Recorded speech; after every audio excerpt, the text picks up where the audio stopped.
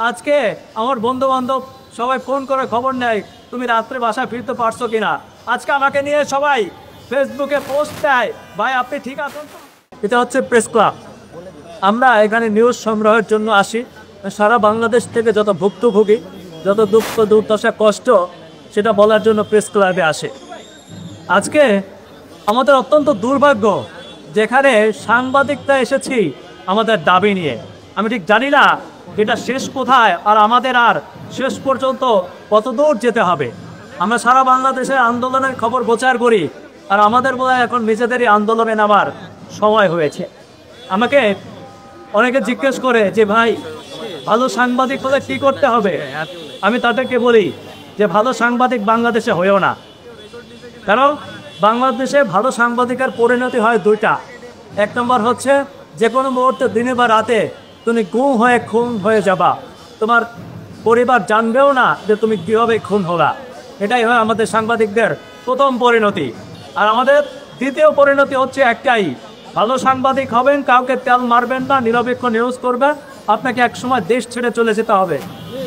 আমাদের এই সাংবাদিকের শেষ ঠিকানা এই দুটাই, হয় আমাদেরকে মরে যেতে হবে এই দেশে, না হয় দেশ ছেড়ে চলে যেতে হবে।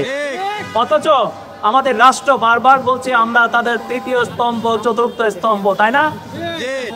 আমাদের স্তম্ভগুলো ভেঙে পড়েছে কিভাবে দেখেন। আমি আজকে খুব আফসোস করে বলেছি, আপনারাও লিখে রাখেন, সকল মিডিয়া সাক্ষী থাকেন, আমি আলী আসগর ইমন বলে গেলাম, এদেশে ভালো সাংবাদিক জন্মাবে না, যুগের পর জন্মাবে না। কারণ আমরা ভালো সাংবাদিককে ভালো পরিবেশ দিতে পারছি না।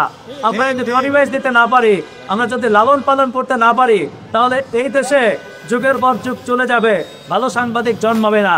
আর যারা সাংবাদিক হবে তারা হয় এভাবে খুন হবে, নৃশংসভাবে রাস্তায় পড়ে থাকবে, অথবা দেশ ছেড়ে পালিয়ে যেতে কিন্তু পূর্বে যেমনটা হয়েছে। আমাদের পুরো সরকারের প্রতি আস্থা ছিল না, কিন্তু আমরা অন্তত এই সরকারের উপরে কিছুটা হলেও আমরা সাংবাদিকরা আস্থা রেখেছিলাম, তারা একটি সুন্দর পরিবেশ তৈরি করবে, কাজ করতে দিবে, আমাদের যে ন্যায্য দাবিগুলো সেগুলো মানবে, আমাদের ভবিষ্যৎ কীভাবে চলবে সেটা চিন্তা করবে, আমাদের নিরাপত্তা দেওয়ার ব্যবস্থা করবে। কিন্তু আমরা দেখলাম যে আমাদের জীবনে ন্যূনতম নিরাপত্তা নাই। আজকে আমার চিন্তা করে যে আমি করতে পারবো কিনা। আজকে আমার বন্ধু বান্ধব সবাই ফোন করে খবর নেয় তুমি রাত্রে বাসায় ফিরতে পারছো কিনা। আজকে আমাকে নিয়ে সবাই ফেসবুকে পোস্ট দেয়, ভাই আপনি ঠিক আছেন তো?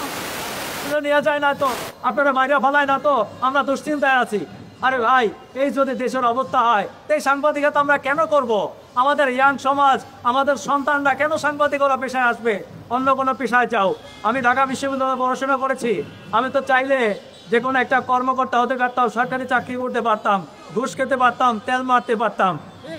আমি সাংবাদিকতা এসে দেখেন নিজের জীবনটা হুমকির মধ্যে ফেলেছি। সকাল বিকাল দুইবার করে 3বার করে আমাকে শুনতে হয়, যে কোনো মুহূর্তে আমাকে তুলে নিয়ে যাওয়া হবে, আমাকে মেরে ফেলা হবে। কই রাষ্ট্র তো আমার খোঁজ দিচ্ছে না। আমি রাষ্ট্রের জন্য কাজ করছি, রাষ্ট্র তো আমাকে নিরাপত্তা দিচ্ছে না। আমি জানতে চাই যে এর শেষ কোথায়, শেষ আমরা দেখতে চাই।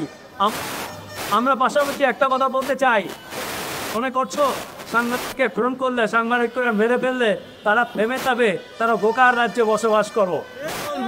আমরা থামবো না। আমাদেরকে এভাবে দিনের পর দিন খুন করা হলেও আমরা আবার সকালবেলা ঠিকই জেগে উঠবো।